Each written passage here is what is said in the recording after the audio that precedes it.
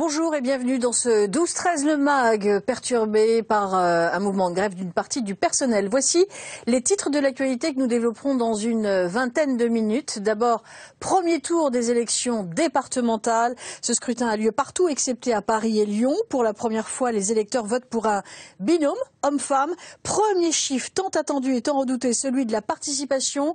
Il est de 18,2% à midi contre 15,7% en 2011, c'est-à-dire un petit peu mieux. Et puis l'horreur à Verdun, retenue captive pendant plusieurs semaines, une jeune femme a été torturée et violée par 6 personnes qui ont été placées en garde à vue. Ses bourreaux sont âgés de 19 à 27 ans. Bordeaux ne sera bientôt plus qu'à 2 heures de train de Paris contre 3 heures aujourd'hui. En attendant l'ouverture pour l'été 2017, Tanguy Squazec, Stéphanie Bourin et Julien Delage nous racontent la vie de ce chantier ferroviaire le plus important d'Europe.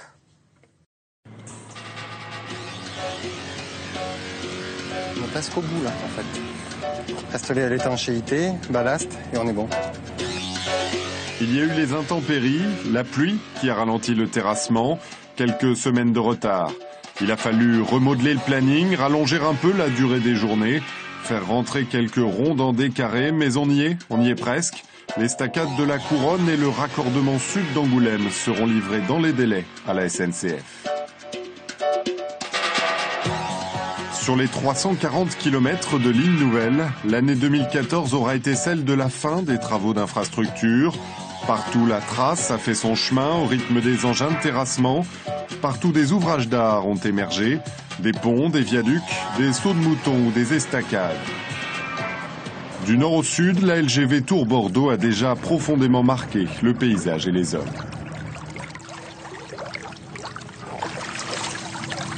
Là, on a récupéré 5 espèces différentes, loches, épidochettes, un petit carrefour et puis 2 anguilles.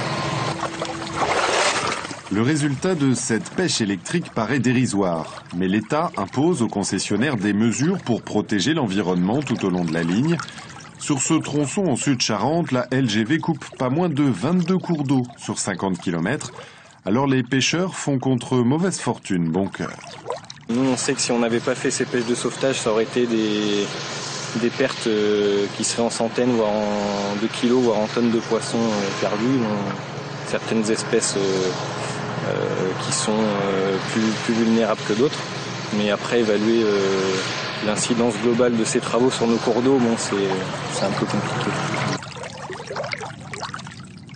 Et une fois que tout ça c'est fait, on mettra l'eau dans sa dérivation définitive qu'on a créée toute la semaine dernière.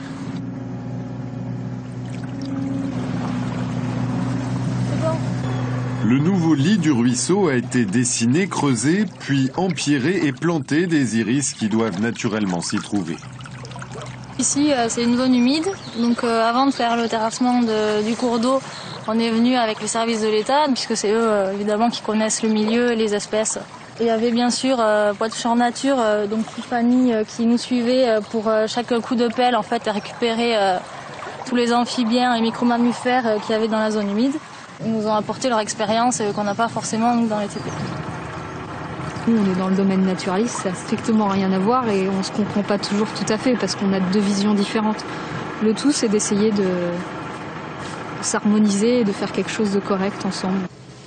Seulement, malgré toute la bonne volonté du monde, il n'est pas facile d'attraper une musaraigne ou une grenouille dans ce chambardement. L'impact écologique de ces travaux reste impossible à mesurer, mais il est pris en compte, il faut l'admettre, comme probablement jamais il ne l'a été sur un tel chantier.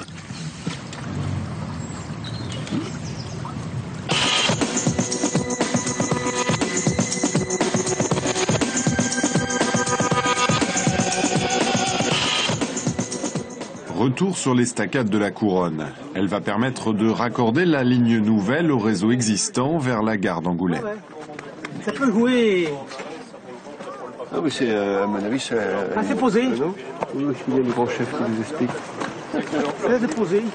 720 mètres de long, 30 piles bâties sur des pieux fichés à 30 mètres de profondeur. L'ouvrage ne passe pas inaperçu dans le paysage. Et s'il attise la curiosité de tous ces visiteurs, c'est qu'ils en subissent le voisinage. Les riverains de la LGV qu'on imaginait hostile se laissent captiver par le génie civil. Pourquoi vous donnez cette forme légèrement incurvée là Elle n'est pas droite en fait la ligne, on rattrape des courbes. Non, mais là, pourquoi vous n'êtes pas pensé droit alors? Enfin, moi, parce que pour anticiper le virage. D'accord. Suivant. Vous avez prévu quelle vitesse sur cette portion? 240. Et chez nous là-bas, l'ensoleillé, j'ai entendu 300 320. 320.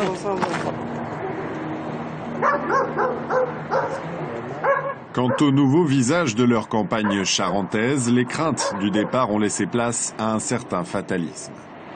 Il y a beaucoup de béton, bien sûr, mais bon, faut s'y faire.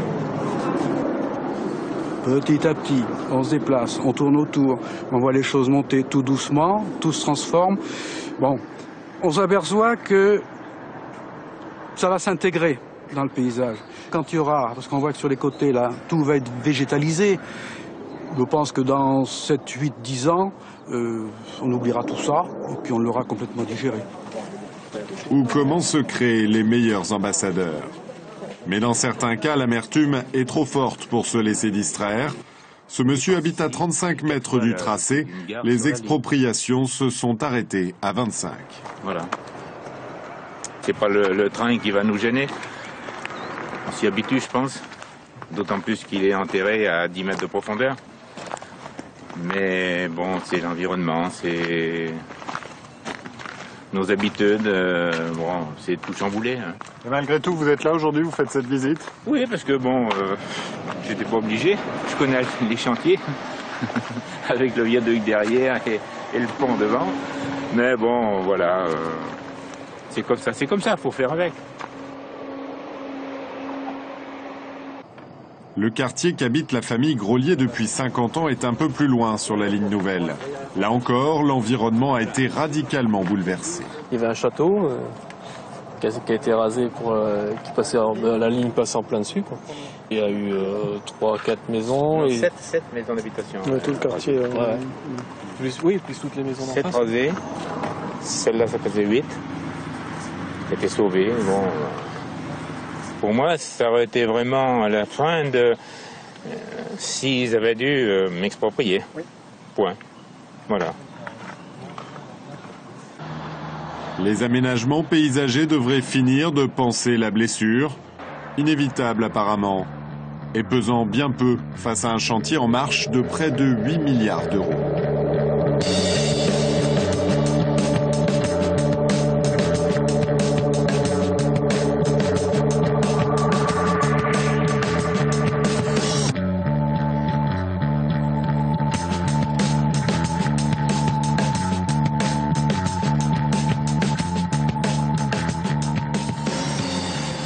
Sur toute la longueur du tracé, il aura fallu 70 millions de mètres cubes de déblais et plus de 8000 personnes mobilisées au plus fort du chantier, de quoi imposer une organisation au cordeau. Là, on est sur un ouvrage, donc un pont-route, le Pro 867, qui va permettre donc de rétablir la RD 18 entre donc Chasseneuil et Aventon. Alors là, vous avez Paris dans ce sens-là, et là-bas, vous aurez Bordeaux. Audrey Brun est chargée de contrôler les travaux et de prévenir les accidents sur les ouvrages d'art du lot 4, un tronçon situé juste au nord de Poitiers. T'es bien attaché, Rachid.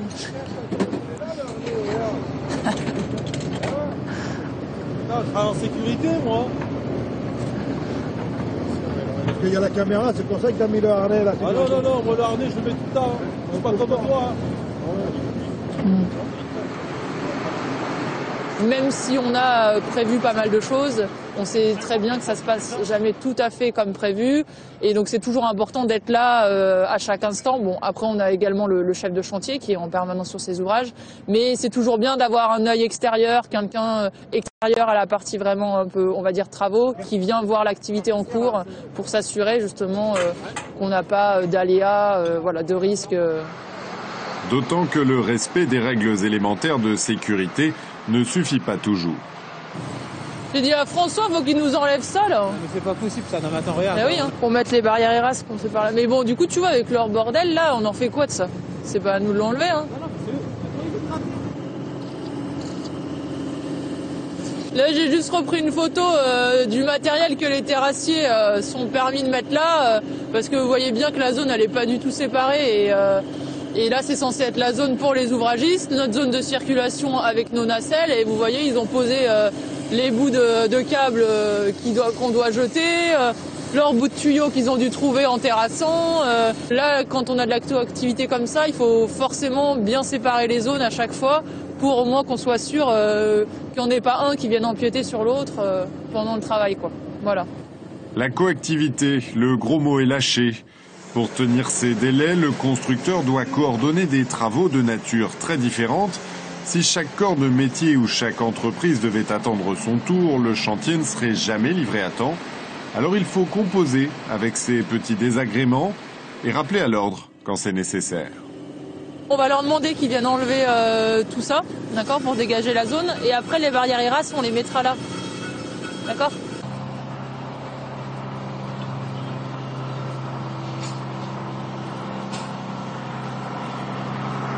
Carlos, ça va? Comment dire, t'as vu le souci? Je devais être en formation aujourd'hui. Qu'est-ce qui s'est passé?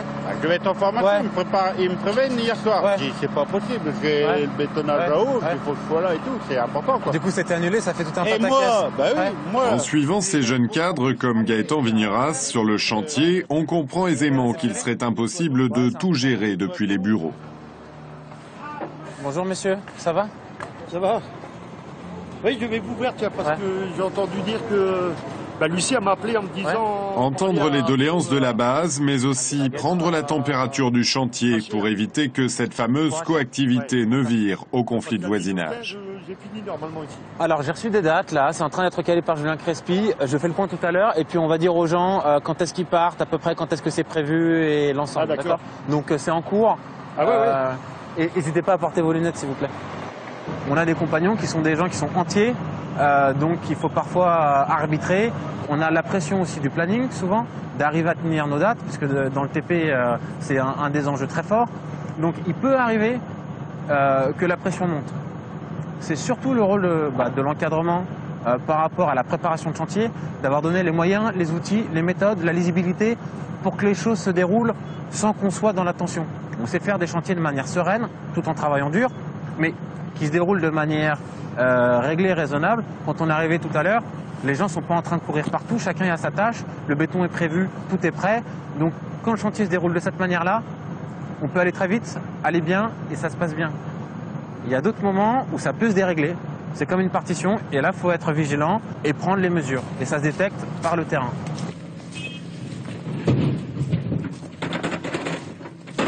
On est un petit peu vu comme des inspecteurs parfois.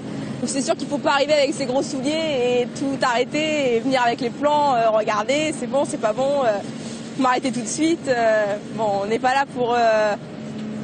Enfin, on est là pour réfléchir aussi et s'il y a une petite variante ou quelque chose qui est fait différemment, faut réfléchir pourquoi. Je pense que les gens de terrain, ils sont plus à même de connaître le chantier et parfois ça peut arriver qu'ils fassent un petit peu différemment de ce qui est écrit, mais... parce que ça a été réfléchi avant et donc nous on est là pour valider ça aussi et pour l'accepter.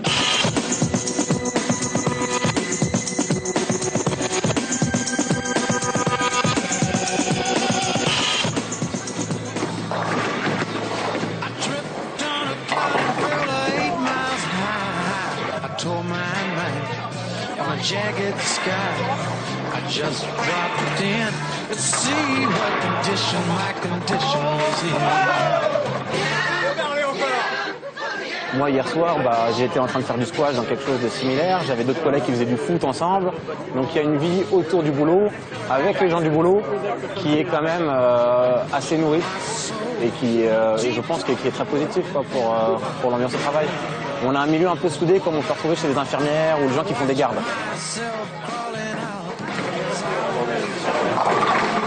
C'est ce qu'on appelle l'ambiance projet.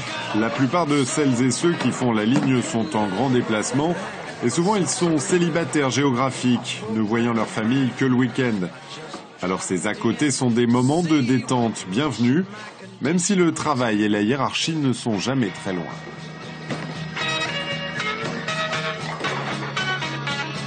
Je gagne, super. On est dans un cadre pas entre amis.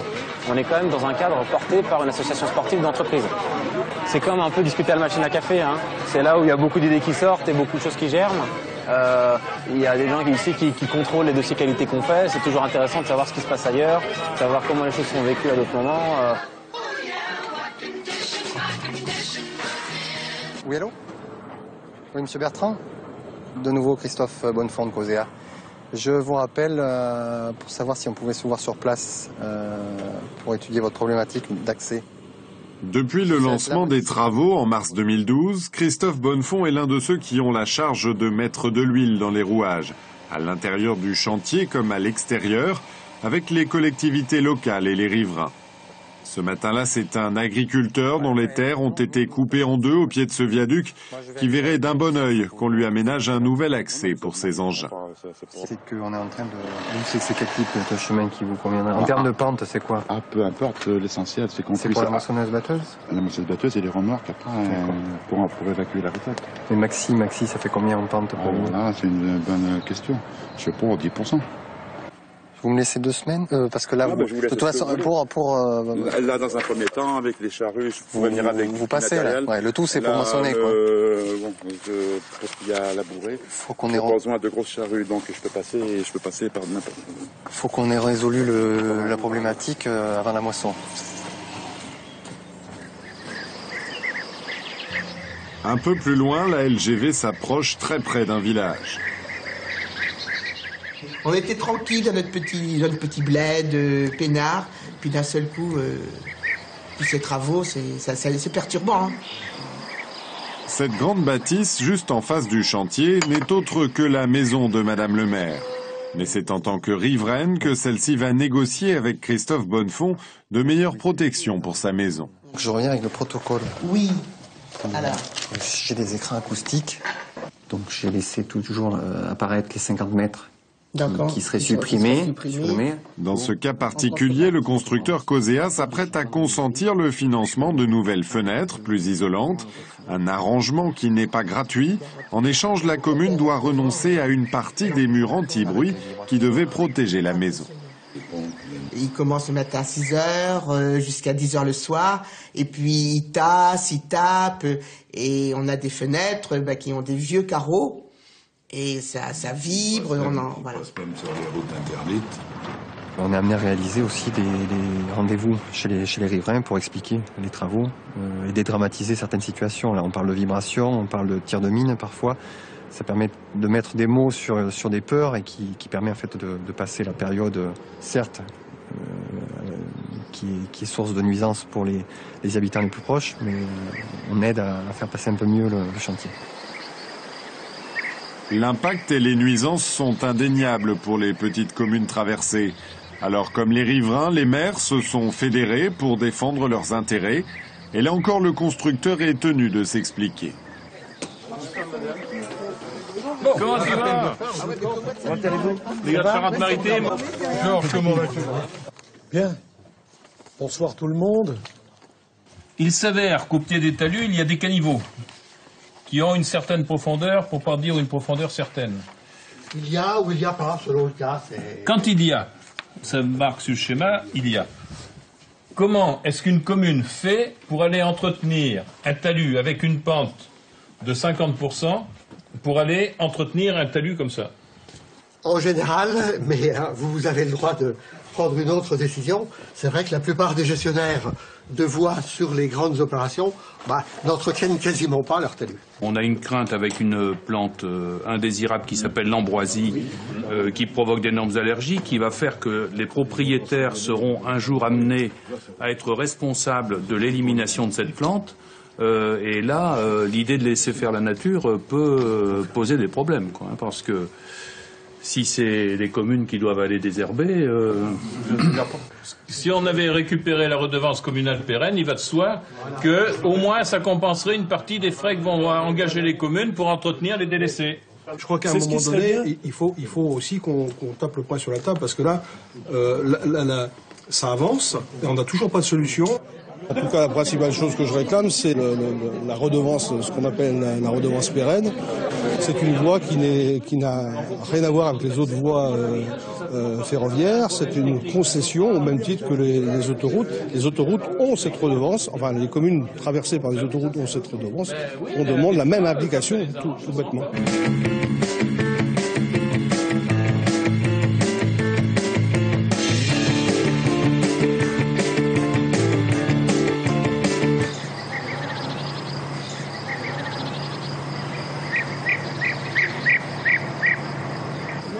Et là, le truc, ramène-le plus vers le bout, là. La cravate, là, c'est là, ouais. À Poitiers, les premiers caténaires ont été posés dans la cour d'un lycée professionnel. Mais ici, pas de quoi inquiéter les riverains, ce ne sont que les supports d'une formation spécialement créée pour la construction de la LGV. Tu serres un peu la frette du bras de rappel et tu l'enfiles par le bout. Ça t'évite de tout démonter. Voilà. Monte le haut, plus haut. Voilà. Maintenant, tu renfiles dedans. Encore plus haut. Voilà. Sortis du système scolaire ou demandeurs d'emploi, ces jeunes caténéristes expérimentent leur futur métier en grandeur nature. Ça se fait au doigt. Hein. Là, maintenant, vous la présentez de niveau et vous la bloquez. N'importe qui peut faire ça. Moi, avant, par exemple, j'étais militaire, je connaissais pas du tout le boulot. Donc, on m'a proposé de faire ça. Après, j'ai suivi des cours théoriques. Et là, en fait, c'est les cours pratiques. En fait, c'est pas aussi dur que ça, quoi. Tout est marqué sur le plan. C'est un métier que je connaissais pas et que personne ne connaît. Donc, j'ai essayé, de voir les premières semaines. J'ai vu que, ça me plaisait et puis j'ai envie de continuer. Ce sont des grands chantiers, on peut faire des choses peut-être qu'on ne fait pas d'habitude. On a rencontré des gens qui sont vraiment mis à notre disposition et qui ont fait en sorte que tous les outils possibles soient aménagés pour qu'on arrive au résultat final, c'est que les formations correspondent vraiment aux besoins du chantier. Puisque là, l'objectif, c'est que les gens ils soient opérationnels tout de suite à la fin de la période de formation. À l'issue, chacun d'entre eux bénéficiera en effet d'un CDI de chantier dans l'une des entreprises de la LGV, du travail garanti jusqu'en 2017, mais après. On espère bien qu'au-delà des constructions neuves, il y a énormément de travaux de réhabilitation des anciennes voies qui vont démarrer en France. Il y a des tramways qui se font un peu partout. Je pense que pour eux, c'est un bon investissement. Évidemment pour ceux qui seront mobiles, parce qu'à l'issue de ce chantier-là, il faudra traverser la France sûrement pour faire d'autres chantiers. Mais dans le ferroviaire, on a un peu le vent en poupe et j'espère pour eux qu'ils pourront au-delà du chantier, déboutir sur des contrats plus pérennes. En attendant, sur la ligne elle-même, les premiers poteaux caténaires, les vrais, commencent à être posés au rythme d'une trentaine par jour. Ils sont assemblés sur la base travaux de Villognon en Charente. On prépare toutes les pièces qui permettront d'attacher les consoles. Et là, c'est tout le pré-assemblage avec le graissage, les réglages et tout avant que ça parte sur la ligne. Une ligne que Bruno Carême connaît bien. Nous l'avions rencontré quelques mois plus tôt en pleine période de terrassement. En reconversion professionnelle, intérimaire, il avait commencé comme chauffeur d'arroseuse. Je m'appelle Bruno, 45 ans, marié. Je viens de la région parisienne. À l'origine, j'étais dans le transport de marchandises. Ça reste toujours, on peut dire, un emploi pas précaire, mais un emploi qui peut s'arrêter, une mission qui peut s'arrêter assez vite. Après, moi, sur un plan personnel, je cherche aussi à me stabiliser au niveau du travail. Donc voilà, il faut être sérieux. Et puis après, même en intérim, si on est sérieux, je vois pas pourquoi ça durerait pas jusqu'à la livraison du chantier, on va dire, en 2017. Paris réussi pour lui. Quelques mois et une formation encadrée par Pôle emploi plus tard, le voilà donc dans la partie ferroviaire du chantier. Il attend l'arrivée du TGV avec impatience et une certaine fierté. La fierté, l'envie, et puis voilà. Et moi j'ai une petite personnelle pour moi, comme ça me rapproche. Les enfants sont plus près de moi, donc voilà quoi. Moi j'aime bien dire des fois ils sont dedans. Donc c'est motivant c'est motivant, tu le fais bien quoi. Tu le fais bien, il sera bien fait, c'est sûr. Mais c'est motivant, ouais. Par rapport justement au côté humain, ça rapproche tout le monde, quoi. Allez, 2 sur la machine. Allez, 2 sur la machine. Toi et ton équipe. Prends avec ton équipe. Allez, tous les deux. Allez, Catherine, vous allez avec le mécano. Le poste d'aiguillage de Villognon est l'un des points névralgiques du chantier pour les mois à venir. Il va ralentir et on lâche son drapeau, on arrête. Voilà. Parfait. Véritable gare de stockage et de triage du matériel ferroviaire. C'est d'ici que vont partir les trains travaux chargés de poser les rails. Il est temps de former les futurs agents de voie. Allez, tu emmènes. Allez, et puis là, et tu relâches. Ils vont être pour certains aiguilleurs, ils vont manœuvrer des aiguillages à pied d'œuvre. Ils vont être brigadiers, c'est-à-dire qu'ils vont recevoir les trains avec les locomotives, couper les locomotives, préparer les trains. Ça y est, on est en plein dedans, là, on prépare ça moi depuis février. Donc là, ça y est, on est en plein dedans. Avec Pascal, mon formateur, on se régale, quoi.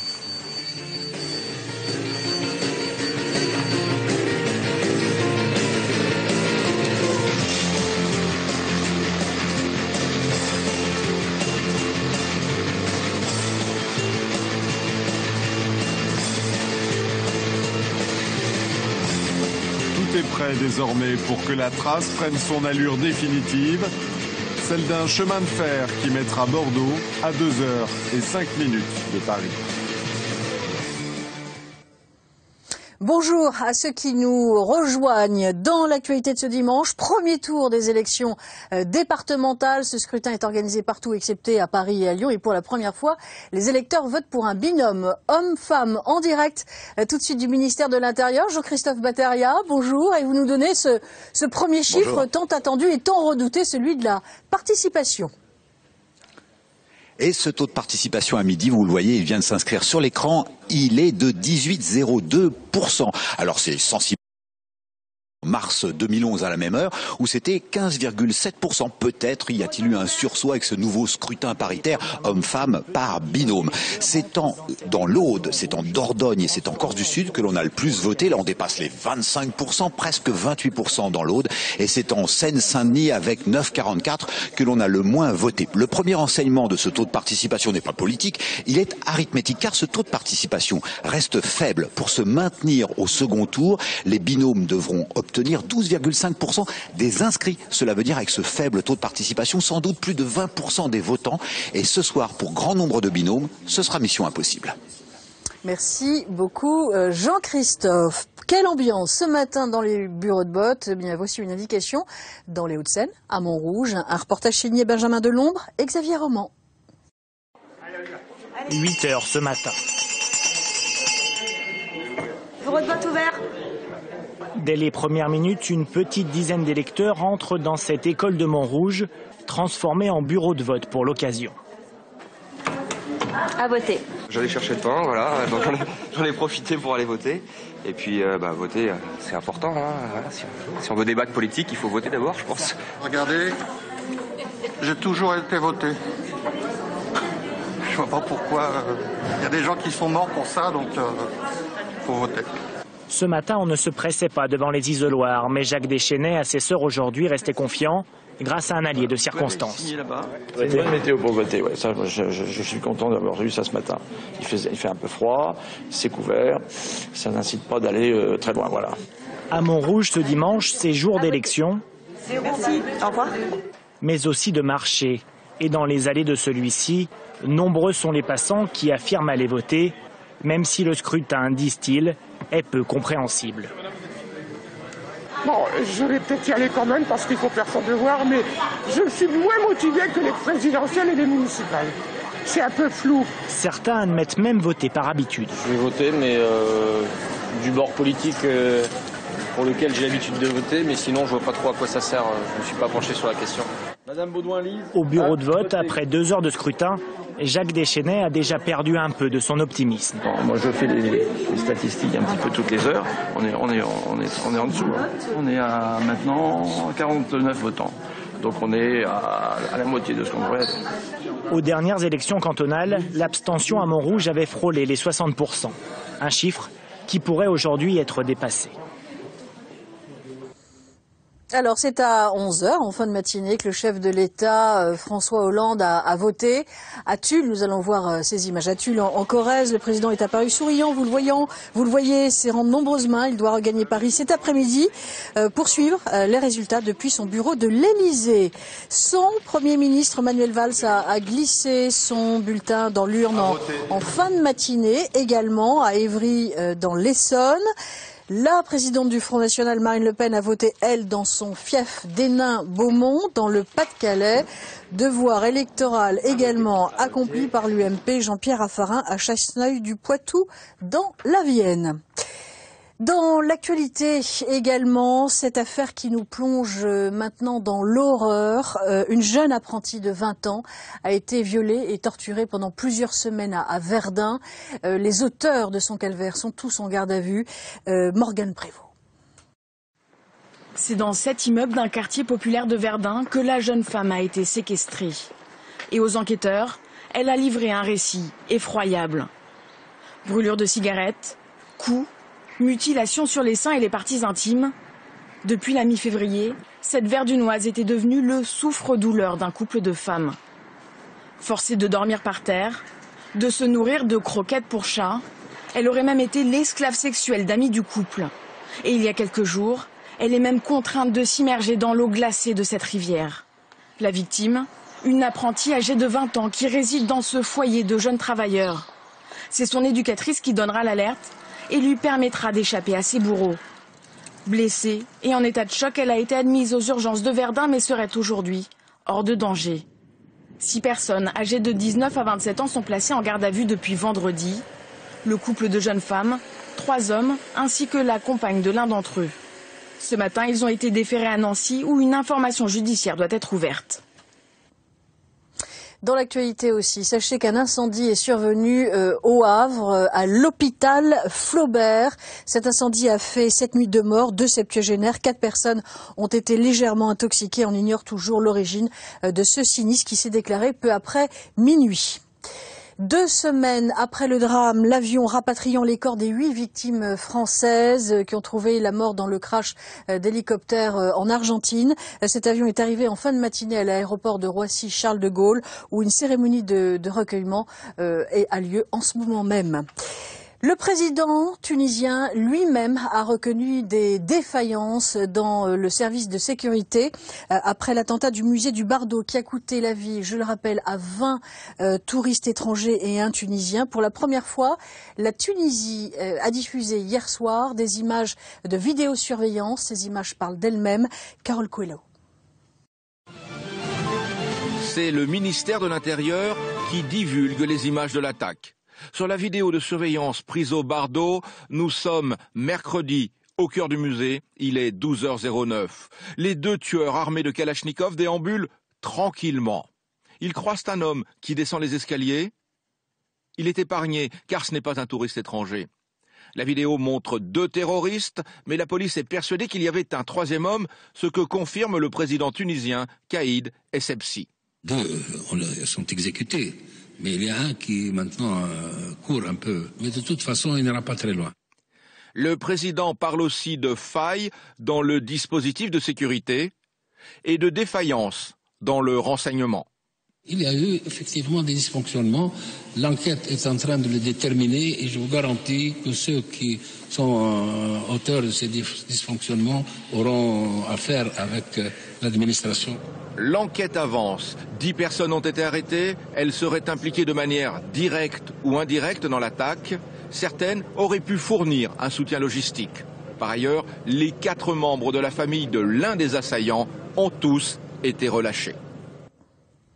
Il va falloir s'organiser en raison de la persistance de la pollution aux particules. La circulation alternée va être mise en place à Paris et dans 22 autres communes à partir de demain. Les explications sur ce dispositif avec Cécile Laronce. La circulation alternée, c'est dès demain à Paris et dans sa proche banlieue à partir de 5h30 du matin. Une mesure qui ne fait pas l'unanimité parmi les automobilistes. On a besoin de la voiture pour travailler et il n'est pas question d'avoir une conduite alternée, quoi. Quand on habite la banlieue parisienne, les transports en commun ne sont pas adéquats. Concrètement, demain, seules les voitures dotées de plaques avec des numéros d'immatriculation impairs pourront circuler car nous serons le 23 mars, un jour impair avec des plaques impaires. Des dérogations cependant sont possibles pour les véhicules électriques, hybrides ou au gaz, les voitures transportant au moins 3 personnes, celles des services publics, des médecins, journalistes, représentants de commerce, les camions-citernes d'alimentation frigorifique, les taxis, auto-écoles, les autocars et véhicules de transport en commun, les véhicules et engins de chantier, de dépannage, de déménagement, transport de fonds, journaux, postaux, les camionnettes et utilitaires de moins de 3,5 tonnes, les véhicules immatriculés à l'étranger. Toute infraction est passible d'une amende de 22 € si elle est réglée immédiatement et 35 € ensuite. Un automobiliste récalcitrant pourra voir son véhicule immobilisé ou mis en fourrière. L'an dernier, 5000 contraventions avaient été dressées. Pour faciliter les déplacements, les transports en commun à Paris et en Île-de-France sont d'ores et déjà gratuits et des réductions sont mises en place pour les autolibes et les vélib. Au lendemain de la marée du siècle, il faut rester extrêmement prudent car les coefficients des grandes marées restent très importants ce dimanche. Hier, en Gironde, près de Soulac, à marée basse, un pêcheur à pied de 70 ans, originaire de Toulouse, s'est noyé. Il a été emporté par le courant. Et puis au large de l'île Grande, hier soir, le corps sans vie d'un autre pêcheur à pied a été découvert par la sécurité civile. Au total, une quinzaine de personnes ont été secourues, dont 8 à Saint-Malo. Les coefficients exceptionnels des grandes marées ont permis en tout cas de faire une découverte surprenante, étonnante. En Vendée, des traces de dinosaures habituellement recouvertes par la mer sont réapparues. Il y en a une centaine. Boris Vioche, Jean-Pierre Banuchon. L'occasion était trop belle de remonter le temps pour ces scientifiques passionnés de paléontologie. La mer s'est retirée, loin, très loin. Alors le temps d'une marée, il faut en profiter. Sous nos pieds, des traces inattendues apparaissent. Ici, ouvrez l'œil, en principe il y en a. Enfin il y en avait. Il marchait dans ce sens-là, celui-là. Il ne marchait pas dans la même direction. Ah ben non, non, ils ont peut-être échangé quelques... Donc on peut imaginer, on est sur la piste d'un dinosaurien. Oui, donc c'est sûr. Oui. Tridactyle. Oui. Et carnassier. La forme des doigts avec des pointes relativement effilées comme ça. La taille peut-être un peu forte pour un gralator. Oui, c'est un peu. Ça faisait penser à un gralator. Il y a 200 millions d'années, rien que ça. Nous sommes au tout début du Jurassique. Ici se côtoient pas moins de 15 espèces différentes de dinosaures. Dont qui est une empreinte, hein, bien sûr, en creux. Et là, nous sommes à 45 cm, oui. Au moins, hein, de long.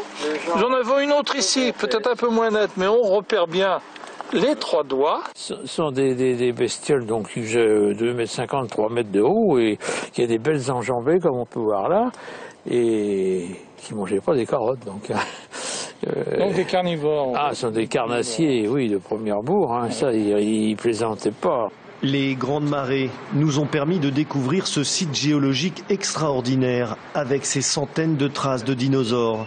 Il est l'un des principaux sites européens en la matière, découvert il y a 55 ans maintenant. Et revenons en rugby. La France est inclinée face à l'Angleterre, mais quel match en clôture du tournoi Destination, 55-35 pour le 15 de la Rose, avec 12 essais au total, 7 inscrits par les Anglais, 5 par les Bleus, une rencontre d'une exceptionnelle intensité. C'est l'Irlande qui a remporté le tournoi pour la 2e fois consécutive. Pour terminer, la météo, Fabienne, oui, il n'y a plus de vigilance orange. Non, on peut dire qu'il est tombé énormément de précipitations dans le sud de la France, notamment 200 mm de précipitations à Argelès-sur-Mer en moins de 12 heures. Mais le sol n'étant pas saturé, il n'y a pas eu d'inondation, fort heureusement. Alors, on peut parler de la situation quand même aujourd'hui, qui reste exécrable sur le sud de la France. Vraiment un temps gris, pluvieux, avec même un risque d'avalanche 4 sur 5 sur la chaîne des Pyrénées. De la grisaille sur le nord, de très rares éclaircies sur le nord-est, peut-être une éclaircie en Île-de-France. Toujours ce vent de nord-est qui apporte cette petite pollution aux particules fines. D'ailleurs, ça va mieux aujourd'hui, mais ça s'intensifiera demain avec le soleil. Retour donc d'un temps calme demain, mais toujours des entrées maritimes sur le sud, avec encore de la grisaille, quelques nuages. Et puis la semaine semaine. Alors mardi, tout va changer. On passe en flux de nord-ouest avec une perturbation qui va arriver par l'ouest du pays. Ça va balayer effectivement les pellicules, les particules fines. Merci Fabienne. Soirée électorale à partir de 19h30 ce soir avec Carole Gessler, Francis Letellier, jusqu'à minuit en alternance évidemment avec nos stations régionales. À ce soir, passez un très bon dimanche après-midi.